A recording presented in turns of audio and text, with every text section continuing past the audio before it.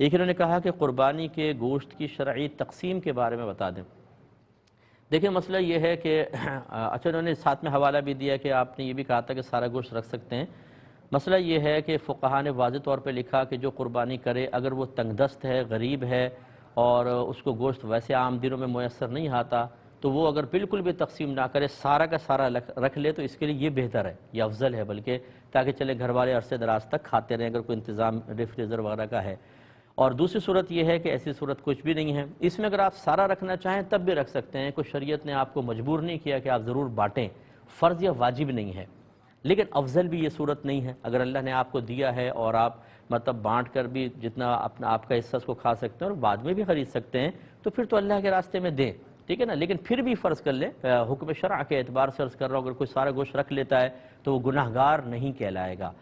تیسری صورت یہ ہے کہ افضل طریقہ کیا ہے، وہی جیسے اس کے 3 حصے کریں، ایک حصہ اپنے پاس رکھیں، ایک دوست احباب کو دیں، ایک غرباء کے اندر تقسیم کر دیں، یہ ہے افضل طریقہ تاکہ دوسروں تک بھی گوشت پہنچ جائے۔ شروع اسلام میں جب قربانی ہوتی تھی تو رحمت کونین صلی اللہ علیہ وسلم نے فرمایا کہ کوئی بھی قربانی کے گوشت کو اپنے گھر میں نہ رکھے، 3 دن سے زیادہ نہ رکھے، سب تقسیم کریں، کیونکہ اس وقت گوشت نہیں تھا۔ پھر بعد میں سرکار نے اس حکم کو واپس لے لیا، جب تھوڑی فراوانی ہوئی، زیادہ لوگ قربانی کرنے لگے، تو رحمت کونین صلی اللہ علیہ وسلم نے اس حکم کو منسوخ فرمایا، تو اب اسی پر عمل ہے، تو لہذا بہتر یہ ہے کہ آپ 3 حصے کیجئے، اور وہ 3 حصے بھی بڑی خوش دلی کے ساتھ کریں۔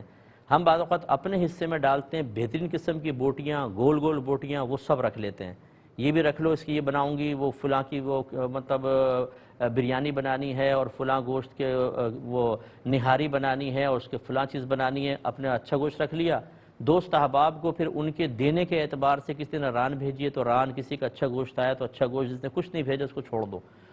تو یہ لین دین کا معاملہ۔ اور غریبوں کو سب سے زیادہ پسلیوں کا گوشت اور ایسا وہ غریبوں کو دے دو، یہ چیز نہیں۔ آپ جو دے رہے ہیں نا، سمجھ لیں وہ اللہ تبارک و تعالیٰ کے دست قدرت میں جائے گا۔ سب سے پہلے جب آدمی صدقہ کرتا ہے تو اللہ کے دست قدرت میں جاتا ہے اور پھر کسی غریب تک پہنچتا ہے۔ اب جو اللہ کو آپ تحفہ دے رہے ہیں، فرض کر لیں کہ وہ اس کے ذریعے غریب تک پہنچا رہے ہیں، وہ تحفہ ایک انتہائی ناقص ہو، یہ مطلب خود سوچ لیجیے، اگر کوئی آپ کے گھر میں اس طرح کا گوشت بھیج دے کہ اٹھائیں تو یہ پسلیاں ساری لٹکی بھی نظر آئیں، تو آپ بھی اس کو برا فیل کریں گے کہ یار یہ کیا کیسے گوشت بھیجا، پسلیاں بھیج دیا ہمیں، اور آپ غصے کا اظہار کریں گے۔ تو اللہ کے لیے ہم پسند کریں مناسب نہیں۔ ہاں یہ ہو سکتا ہے تھوڑا بہت گوشت اچھا رکھ لیں، باقی سب کو مکس کریں، پھر اس کے 3 حصے کریں، اور تاکہ برابر گوشت پہنچے اور خوش دلی کے ساتھ اللہ کی راہ میں دیں۔ دیکھیے کہتے ہیں کہ بہن نے فرمایا کہ میرے شوہر نے فون پر مجھے 3 مرتبہ طلاق دی 5 سال پہلے، اب مجھے پتہ چلا کہ 5 سال ہم ساتھ رہے، کسی نے کہا فون پہ طلاق ہی نہیں ہوتی، اب کیا حکم شرع ہوگا؟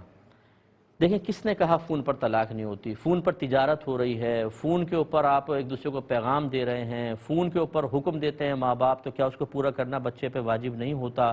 ہر چیز فون کے ذریعے ہو رہی ہے۔ اسی طرح میسیجز، میلز ہیں، میسیج ہیں، بعض کہتے ہیں جی فون کے میسیج سے طلاق نہیں ہوتی۔ کیوں نہیں ہوتی صاحب طلاق؟ کس وجہ سے نہیں ہوتی؟